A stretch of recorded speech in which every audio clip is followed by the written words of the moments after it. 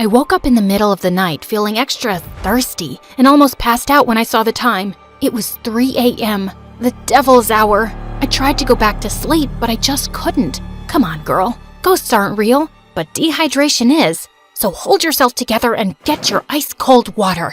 I silently prayed as I went down to the kitchen. Suddenly, I caught someone moving in the shadows. Holy Mother of God! Was it the devil?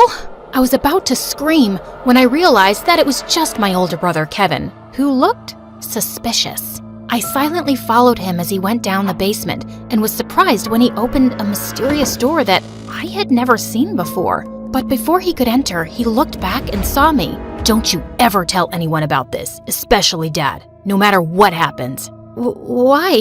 What's inside that room? He just patted my head and smirked. The devil himself. He then disappeared into the room and locked it, leaving me shaking in fear and confusion. Hi, my name is Kendra, and this is my story of how my mysterious brother changed my life forever. Before I continue, please like and subscribe. After what happened last night, the first thing that I did in the morning was to check that door in the basement. But unfortunately, it was padlocked to death. Kevin was definitely hiding something in there, and it was killing my curiosity. I was finally able to corner him during dinner. Are you sure that you weren't dreaming? Because that totally didn't happen. That night was really weird, so he could be right. Our conversation was cut off when Dad joined us. Son, it's time for you to take over the company. We will be holding a gala next weekend to introduce you to everyone. They're all so excited to meet you. But Dad, no buts. You're graduating in a few months, so prepare yourself. I don't want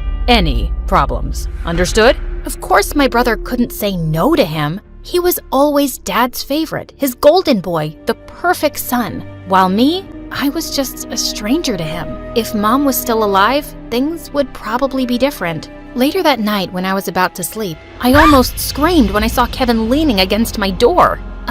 Can I help you? What makes you feel alive, Kendra? Huh? What's with you? Why are you being so weird? The less you know, the better. Good night, Peanut. Peanut? Where did that come from? That was the weirdest and longest interaction we've ever had. He was a year older than me, and we had never been close growing up. His time was spent in his room reading, in the piano corner perfecting his sonatas, or with Dad talking about business while playing chess. We also didn't see each other often at school because he was always with his best friend Cedric or surrounded by their crazy fangirls. The next morning, I woke up to Dad screaming from the library. I dashed to check what it was and found out that one of our maids found a letter under Kevin's pillow. I read it and froze. Kevin left. He didn't say where he went and when he was coming back. All the note said was, "Do not wait for him." I would expect something like this from you, but not my son. Kevin is a responsible young man. Well, the note says otherwise. The gala is this weekend. I need your brother to be there no matter what it takes.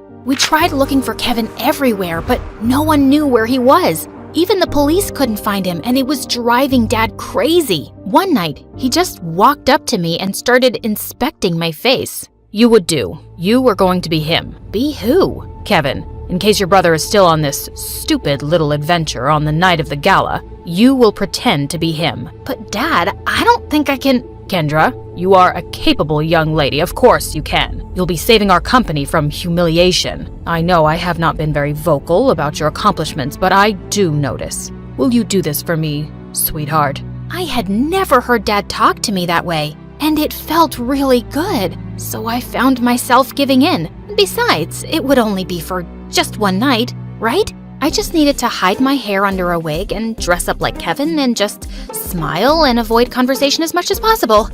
Simple. When the big day finally came, I was a nervous wreck. There were too many important people, and Dad kept reminding me not to mess up. Luckily, the party was a success, and I thought my little mission was finally over until Dad came up to me. You did well. Now we just have to make sure that your brother will not fail his classes so he could graduate. You'll need to attend school as him. But how about me as Kendra and my grades? I'll call the school and tell them that I sent you out of the country for an emergency. Anything you fail, you can take for a summer class. But no buts. This was already decided. And remember, no one should ever know about this. But Kevin and I were just too different. After carefully thinking about it, I finally decided to do it. It was my chance to impress Dad. I just needed to do one little thing, which was to learn everything about my brother to make it believable. I checked his room, but I didn't find anything useful. I had to ask for help from the person closest to him, Cedric. But there was one problem. At school or whenever he visited my brother, I would usually lock myself in my room because every time our eyes met, I felt like passing out. The guy looked like a demigod, and I just couldn't handle him. But this time, I had no choice, and I knew exactly where to find him at school, the music room. As I peeked into the room, I saw him playing the violin, and I was instantly mesmerized. Just then, he stopped playing and smiled at me. Just avoid his eyes, and you'll be fine. Did it tickle your soul? Huh? The rhythm, the passion, the climax. Sorry, but I'm not into music. I stepped back and he started walking towards me. How about this? Did it tickle your soul? I suddenly became mute. This is the first time you talked to me, and I'm surprised. What brings you here, Cupcake? Cupcake? I got a grip of myself and slapped his hand away. First of all, I'm not food. And second, I'm not here to talk about souls and music with you. It's about my brother. Suddenly, his face turned serious. I had already talked to your dad about it. Kevin ran away and he didn't want us to find him, and there's nothing we can do about it. I know, but I need your help with something. I told him about Dad's demands, and he suddenly laughed.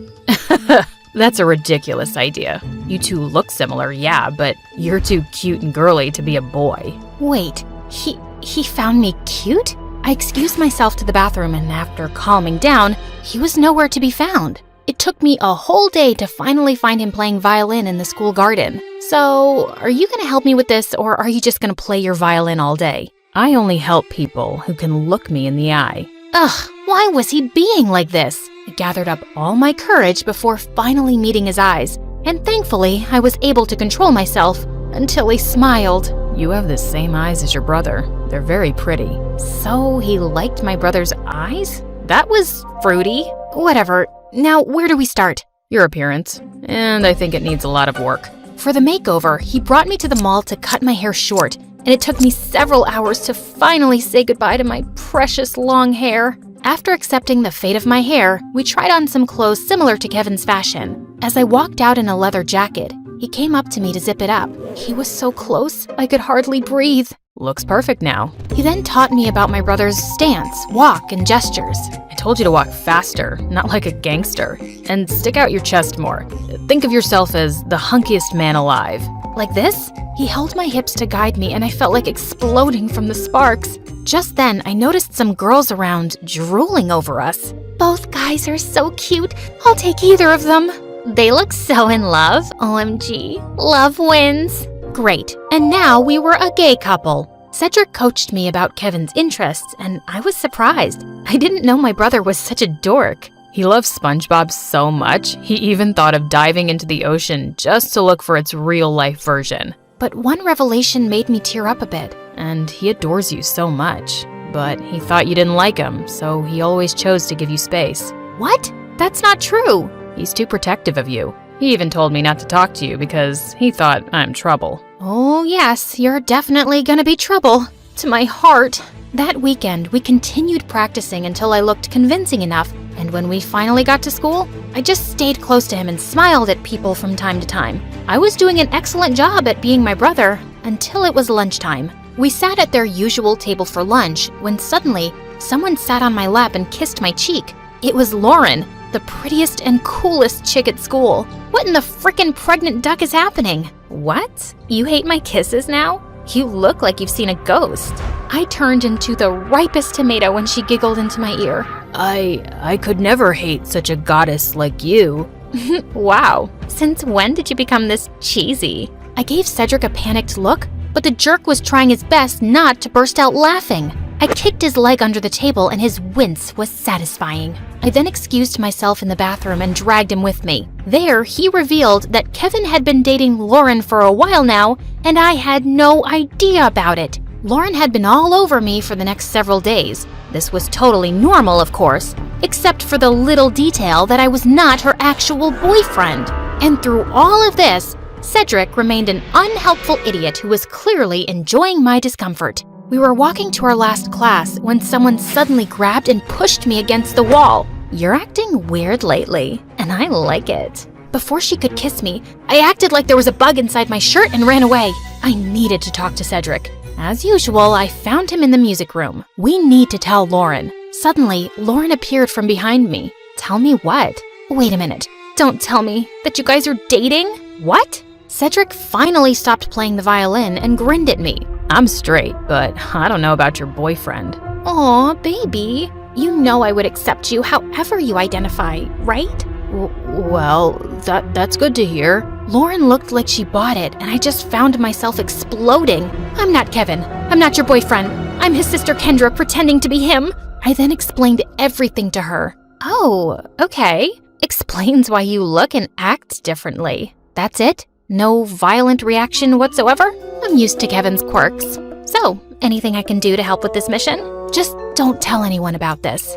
Got it, baby. Despite knowing the truth, she still kissed me on the cheek, and it made Cedric laugh. I started hanging out with both of them since then. They would talk fondly about my brother and share things about him that I didn't know. It made me realize that he wasn't as boring as I thought he was. One day, Cedric dragged me to the music room and asked me to listen to his new composition. It was a wrong move to come with him, because the way his fingers moved and his handsome face played with the painfully sweet tune screamed danger to my heart.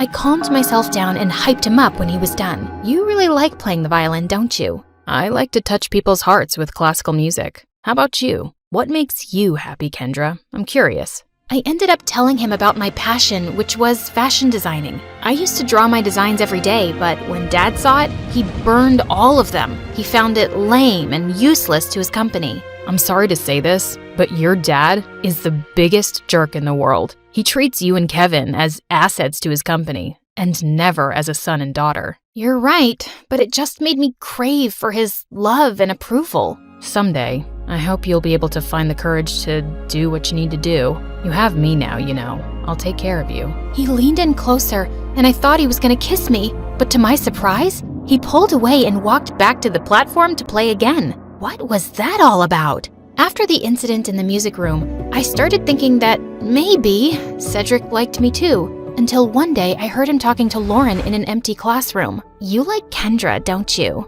What are you talking about? She's off limits. And besides, she's just like the little sister I never had. Those words were enough for me to accept the truth, that Cedric will just be my dream. To distract myself, I invited Lauren for a sleepover. And as she was trying on some of my favorite clothes, I couldn't help but admire how beautiful she was. Just then, I found her smirking at me through the mirror. Are you falling in love with me now? What? No, I wish I was as pretty as you. Oh, honey, you are prettier than me. And not to mention cute. She ended up knocking on my drawers, spilling some things. There was one thing that suddenly caught my attention. A peanut. What was it doing there? Suddenly, I remembered Kevin calling me a peanut before he ran away. Why don't we crack it open? Maybe he left a secret message or something. And he actually did. I'm finally alive. Wait a minute. That night before he left, he asked me what makes me feel alive. Lauren and I then came up with a mission to find the answer to that question. Your brother is too mysterious sometimes. Maybe Cedric knows something. But unfortunately, he was useless. One day, Dad suddenly called me and started asking about Lauren. I learned that she's dating your brother. Her parents and I are talking about a very important business deal. We will have dinner with them tomorrow night. Make sure to be extra attentive to her. I thought it wouldn't be much of a problem until they suddenly decided to marry us off with Dad knowing that I was Kendra. He was crazier than I thought. Do you think Kevin will be home by then? I don't know if he's ever coming back. I can't believe you dated an idiot. Watch your words, honey. That's my idiot. Well, we need to find your idiot ASAP. The next day, we met up with Cedric in a cafe to talk about finding my brother. We don't even know what makes him feel alive. Shouldn't we just wait for him to come back? Our parents are talking about marriage, for Pete's sake. We're running out of time. Do you know what my parents would do if they found out they were being played? Out of panic, I remembered something again. The mysterious door in the basement. I told them about it, and we waited for Dad to be out before destroying the padlocked door, only to find out that it was actually a dark room where Kevin developed all his photographs, and it was connected to his room. And all those pictures were related to an island that only meant one thing. Kevin was staying on one of them. It makes sense now that he always disappears on weekends. I also found a camera in his bag one time, but I never saw it again. And why didn't you both tell me about this earlier? You're both idiots! And with that, the three of us were off to an adventure to get my brother back. As we traveled, I kept on flirting with Lauren to avoid Cedric, and for a moment, I thought I saw his deadly glare through the rearview mirror. Was he jealous? I wished. In a span of 2 days, we had already visited 7 islands, but there was no luck. Just when we were about to give up, we suddenly spotted someone resting on a hammock. It was Kevin. He looked shocked to see us. Suddenly, he glared at Cedric. Dude, you told them? Wait, you knew? Let me explain. No, you knew. And you kept silent while I was going crazy trying to find a way to bring back my brother so I could get me back. Kendra was equally furious. Babe, I can explain. Shut it, Kevin. You're not my favorite person right now. Kendra. Later. I need to speak to my brother. I walked away and Kevin followed me. Now start explaining the reason I'm sacrificing my identity. I'm sorry, Peanut. I didn't mean for you to be tangled up in my mess. I felt stuck and suffocated because of Dad's expectations. I always knew I would have to take over the company someday, but I didn't know it would be this soon. I thought I would have enough time to still do what I love, to enjoy every island and see its beauty through my lens. But suddenly, I didn't even have a year, so I panicked and I ran away. I'm such a coward. It didn't take a second for me to melt. No, that's the bravest thing I've seen you do. All our lives, I've only ever seen you nod to Dad's every demand. I'm proud of this version of you. I convinced him to come back, but he ended up convincing me to ditch Dad and come with him. After everything that happened, I just realized one thing. Dad wasn't worth it. So I agreed. Lauren is amazing, you know. She didn't deserve to be left without a word. I know, Peanut. I guess I have a lot of making up to do. Good luck, Walnut. Later that day, he spent his time making it up to Lauren and talking to Cedric, while I was left alone doodling some cute dresses on the sand. My brother then came up to me and asked me something. Are you mad at Cedric? I asked him not to tell anyone. Keeping this from you must have been very hard for him. I understand, but... You like him, don't you? What? No, I mean... Don't worry. I finally gave him the go signal. You two can kiss or whatever. As soon as he left, Cedric walked up to me with an earth-shattering smile. Can we talk? I couldn't look at him in the eye again. About? About us. I've always fancied you, you know. More than violins. I felt like melting at his confession. I told him about the reason why I'd been avoiding him all these years, and he responded to it by finally kissing me on the lips. Thank God I didn't pass out. So, did it tickle your soul this time? Yes. Finally.